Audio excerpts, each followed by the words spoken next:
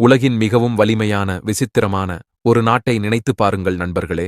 ஒவ்வொரு ஆண்டும் கோடிக்கணக்கான மக்கள் தங்கள் அமெரிக்கன் ட்ரீம் கனவை நனவாக்கும் நோக்கத்துடன் அங்கே செல்கிறார்கள். உலகின் மிக பிரமாண்ட நகரம் நியூயார்க்கின் மினுமினுக்கும் தெருக்களிலிருந்து லாஸ் ஏஞ்சல்ஸின் திரைப்பட வசீகரம் வரை எங்கு பார்த்தாலும் வெற்றி, புகழ், பணம் இவைகளின் கதைகள் இவர்கள் நாடு பரவி இருக்கின்றன.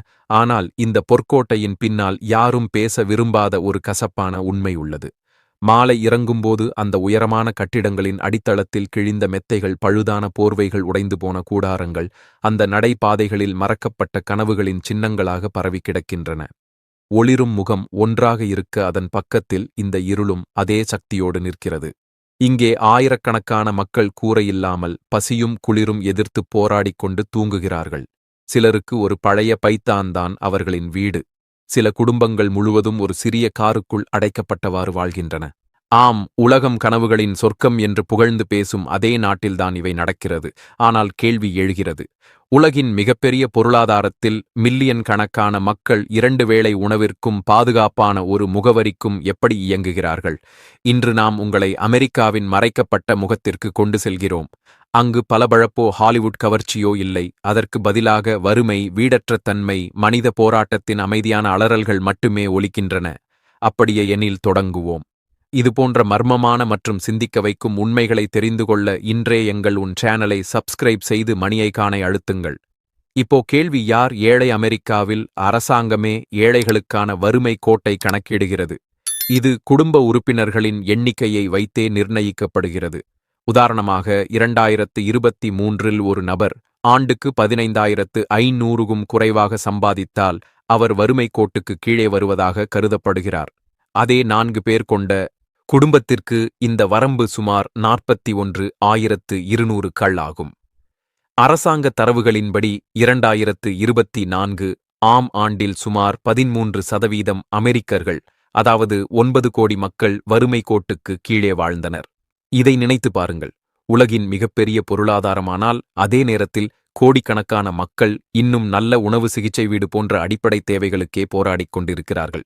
ஜனவரி 2025இல் ஒரே ஒரு இரவிலேயே அமெரிக்கா முழுவதும் 87,000 பேர் வீடற்றவர்களாக கணக்கிடப்பட்டனர். இது இதுவரை இருந்த மிகப்பெரிய எண். இவர்களில் 1/3 பங்கு மக்களுக்கு அடைக்கலம் கூட இல்லை. அவர்கள் பூங்காக்களிலும் தெருக்களிலும் கார்கள் உள்ளேயும் தூங்க வேண்டிய நிலை. வீடற்றதற்கு பல காரணங்கள் உள்ளன. விலையுயர்ந்த வாடகை, வேலை இழப்பு, குணமடையாத மருத்துவச் செலவுகள், மனநோய்கள், சில சமயங்களில் போதை பழக்கம். பெரிய நகரங்களில் கூடார நகரங்கள் வழக்கமாக தெரிகின்றன. குளிர்காலத்தில் இந்நிலை உயிருக்கு ஆபத்தானது.